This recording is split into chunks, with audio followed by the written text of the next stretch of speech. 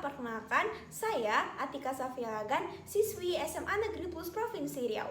Di video kali ini, saya akan melakukan suatu percobaan mengenai reaksi exotherm dan reaksi endotherm. Percobaan kali ini bertujuan untuk mengetahui apakah itu reaksi exotherm dan apakah itu reaksi endotherm, serta mengidentifikasi peristiwa-peristiwa yang terjadi pada reaksi exotherm dan reaksi endotherm. Apa sih sebenarnya reaksi exotherm dan reaksi endotherm itu? Reaksi exotherm. Exotherm terdiri atas dua kata, yaitu exos yang berarti luar dan therm yang berarti kalor. Nah, pengertian dari reaksi exotherm ini merupakan reaksi yang terjadi dengan berlangsungnya pelepasan kalor dari sistem ke lingkungan.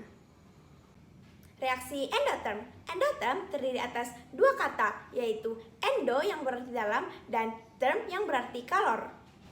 Pengertian dari reaksi endotherm merupakan reaksi yang terjadi dengan berlangsungnya penyerapan kalor dari lingkungan ke sistem. Setelah mengetahui apa itu reaksi exotherm dan reaksi endotherm, sekarang ayo kita lanjut ke percobaannya.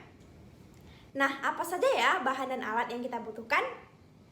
Bahan dan alat yang dibutuhkan adalah yang pertama miniatur agar percobaan terlihat lebih menarik. Yang kedua gelas ukuran sedang. Yang ketiga gelas berukuran tinggi. Yang keempat gula.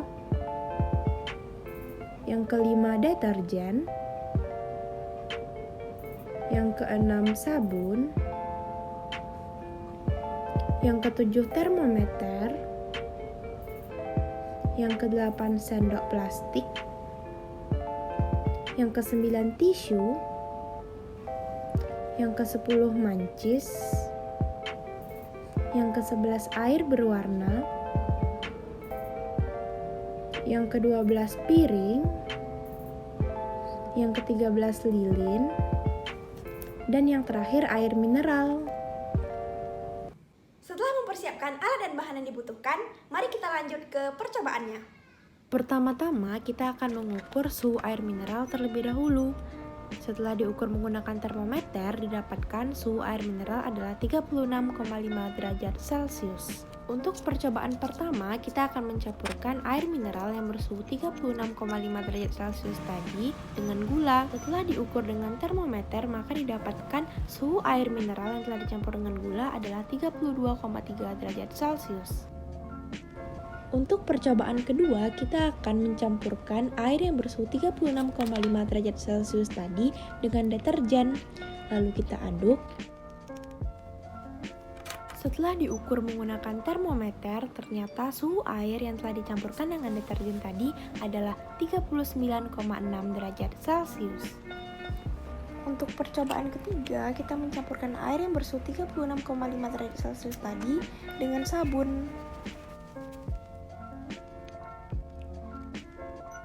Setelah diukur menggunakan termometer, ternyata suhu air yang dicampur dengan sabun adalah 35,4 derajat Celcius.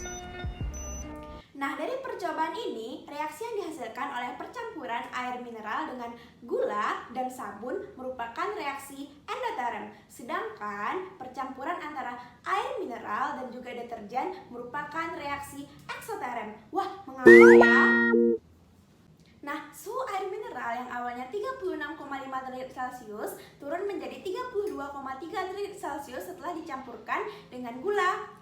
Dan suhu air mineral yang sama ketika dicampurkan dengan sabun turun menjadi 35,4 derajat Celcius. Mengapa ya? Nah, pasti semua bertanya-tanya ya, mengapa suhunya bisa turun? Hal ini terjadi karena terjadinya penyerapan kalor dari lingkungan ke sistem. Penyerapan kalor ini mengakibatkan turunnya suhu di lingkungan, di mana gula dan sabun berperan sebagai sistem dan air berperan sebagai lingkungan. Hal ini tentunya sesuai ya dengan pengertian dari reaksi endotherm. Lalu pada percobaan yang ketiga, yaitu air mineral yang dicampurkan dengan deterjen, merupakan reaksi exotherm, di mana suhu air mineral yang awalnya 36,5 derajat Celcius naik ke 39,6 derajat Celcius. Kenaikan suhu ini terjadi karena deterjen melepaskan kalor dari sistem ke lingkungan. Hal ini mengakibatkan naiknya suhu di lingkungan.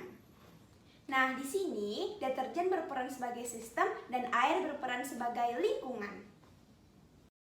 Nah, sekarang kita akan lanjut ke percobaan yang terakhir, Di sini kita akan membakar lilin terlebih dahulu menggunakan mancis. Lalu kita letakkan di piring. Setelah itu, kita tuangkan air berwarna tadi di piringnya.